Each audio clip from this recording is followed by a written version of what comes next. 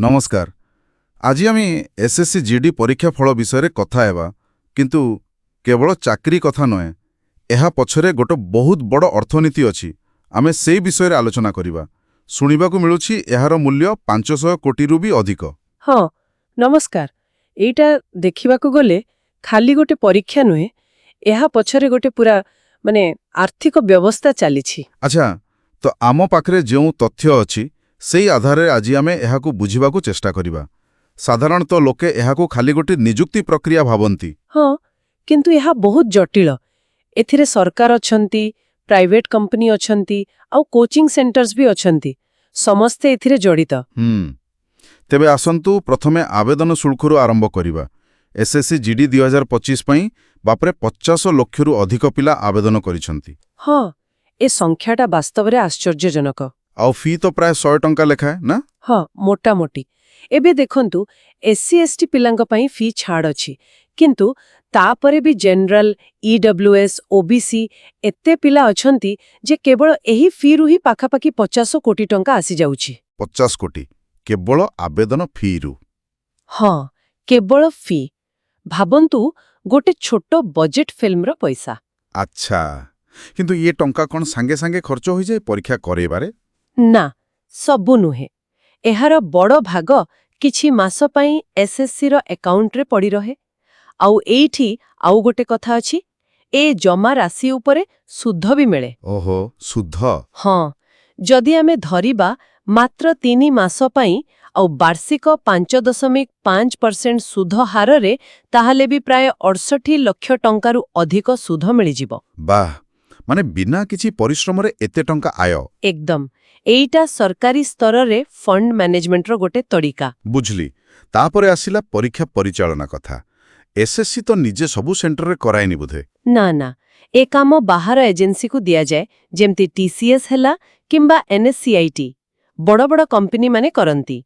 एइठी भी गोटे business model अछि। अच्छा केमिति? देखंतु प्रति पिला पिछा परीक्षा करेबा पई हुए तो 50 रु 80 टंका खर्च हुए किंतु ए कंपनी गुडी का अधिक चार्ज करंती। ओहो माने एथिरे भी लाभ अछि? निश्चित। प्रति पिला पिछा प्राय 20 टंकारु 70 टंका जाए लाभ रही पारे।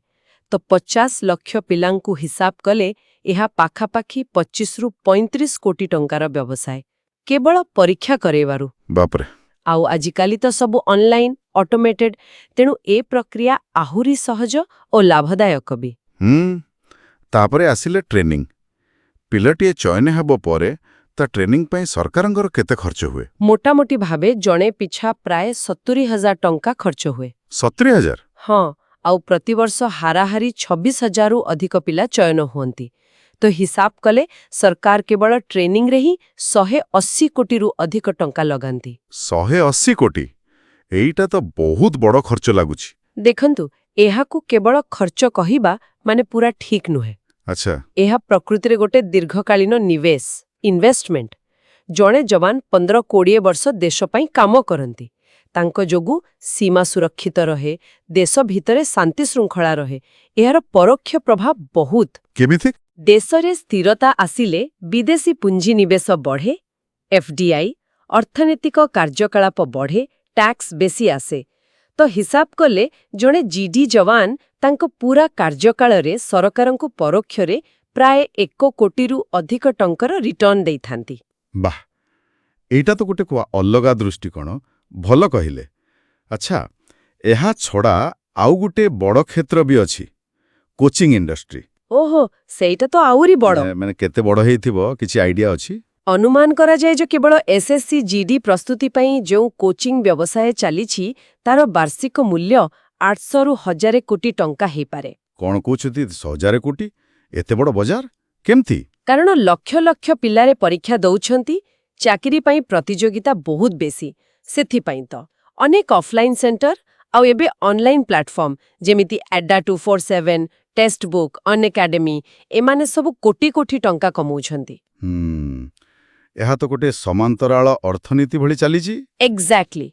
पूरा यही परीक्षा उपरे निर्भरशील। आउ किछि अछि माने आर्थिक दिग? हाँ आउ गोटे गुरुत्वपूर्ण कथा अछि। ଯୋଉମାନେ ଚାକିରି ପାଉଛନ୍ତି ସେମାନଙ୍କର ଦରମାରୁ ବି କିଛି ଅଂଶ ସରକାରଙ୍କ ପାଖକୁ ଫେରି ଆସେ। ସେଇଟା କେମିତି? ଦେଖନ୍ତୁ, ଜଣେ ଜିଡି କନଷ୍ଟେବଲଙ୍କ ମାସିକ ଦରମା ହୁଏତ 25,000ରୁ 35,000 ଭିତରେ ଥାଏ। ଏଥିରୁ ପ୍ରାୟ 12% ପିଏଫ୍ କଟେ, କିଛି ଟ୍ୟାକ୍ସ ଯାଏ, ଆଉ କିଛି ଅନ୍ୟାନ୍ୟ କଟୌତି ହୁଏ। ଏସବୁ ସରକାରୀ ପାଣ୍ଠିକୁ ହିଁ ଯାଏ। ଆଚ୍ଛା, ତେବେ ଯୋଉ 26,000 ଯବାନ ଅଛନ୍ତି ସେମାନଙ୍କଠୁ ମୋଟ କେତେ ଆସୁଥିବ ବର୍ଷକୁ? ଯଦି ଆମେ ମାସିକ ହାରାହାରି 3,000 ଟଙ୍କା ଧରିବା, ତେବେ 26,000 ଯବାନଙ୍କଠାରୁ ବର୍ଷକୁ ପ୍ରାୟ 90 କୋଟିରୁ ଅଧିକ ଟଙ୍କା ସିଧା ସରକାରୀ ଖାତାକୁ ଫେରି ଆସୁଛି। ବାଃ, ଏହା ତ ସରକାରଙ୍କ ପାଇଁ ଗୋଟେ ନିୟମିତ ଆୟର ସ୍ରୋତ। ହଁ, ନିଶ୍ଚିତ ଭାବରେ ଏହା ଏକ ନିରନ୍ତର ପ୍ରକ୍ରିୟା। ବାଃ, ଏହା ତ ଗୋଟେ ପୁରା ଆର୍ଥିକ ଚକ୍ର ଭଳି ଲାଗୁଛି। ଏକଦମ। ସେଇଥିପାଇଁ ତ କହୁଥିଲେ, ଏସ୍ଏସ୍ସି ଜିଡି କେବଳ କିଛି ହଜାର ପଦ ପାଇଁ ଗୋଟେ ଚାକିରି ପରୀକ୍ଷା ନୁହେଁ, ଏହା ଗୋଟେ ବହୁତ ବଡ଼ ଆର୍ଥିକ ବ୍ୟବସ୍ଥା। ଏଥିରେ ସରକାର, ପ୍ରାଇଭେଟ୍ କମ୍ପାନୀ, କୋଚିଂ ସେଣ୍ଟର, ଏପରିକି ଚାକିରି ପାଇଥିବା ଯବାନମାନେ ବି ସମସ୍ତେ ଏହି ଅର୍ଥନୈତିକ ପ୍ରବାହର ଅଂଶ। ତାହେଲେ ଏଥର ଯେତେବେଳେ ଏସ୍ଏସ୍ସି ଜିଡି ରେଜଲ୍ଟ ଆସିବ, ଆମେ କେବଳ ଏତିକି ଭାବିବାନି ଯେ କେତେ ହଜାର ପିଲାଙ୍କର ଭାଗ୍ୟ ବଦଳିଲା। ଏହା ପଛରେ ଯେଉଁ ଶହ ଶହ କୋଟି ଟଙ୍କାର ଅର୍ଥନୀତି ଚାଲିଛି, ତା ଉପରେ ବି ନଜର ରଖିବା କଥା। ଠିକ୍ କହିଲେ। ଏହା ଭାରତର ଏହି ବଡ଼ ବଡ଼ ନିଯୁକ୍ତି ପରୀକ୍ଷା ପଛରେ ଥିବା ପ୍ରକୃତ ବିଜନେସ୍ ମଡେଲର ଗୋଟେ ଝଲକ। ଆଜିର ଆଲୋଚନା ଶେଷରେ ଗୋଟେ କଥା ମନକୁ ଆସୁଛି। ଏହି ଯେଉଁ ବଡ଼ ବଡ଼ ସରକାରୀ ନିଯୁକ୍ତି ପ୍ରକ୍ରିୟା ହେଉଛି, ଏଗୁଡ଼ିକ କ'ଣ କେବଳ ପ୍ରଶାସନିକ ଆବଶ୍ୟକତା ପୂରଣ କରୁଛନ୍ତି, ନା ଏଗୁଡ଼ିକ ନିଜେ ହିଁ ଗୋଟିଏ ଗୋଟିଏ ବଡ଼ ଆର୍ଥିକ ଇଞ୍ଜିନ ଭଳି କାମ କରୁଛନ୍ତି? ଏହି ଯେଉଁ ଲୁକାୟିତ ଅର୍ଥନୀତି, ଏହାର ବ୍ୟାପକତା କେତେ, ଏ ବିଷୟରେ ଭାବିବା ପାଇଁ ଏହା ନିଶ୍ଚୟ ଏକ ଭଲ ପ୍ରଶ୍ନ।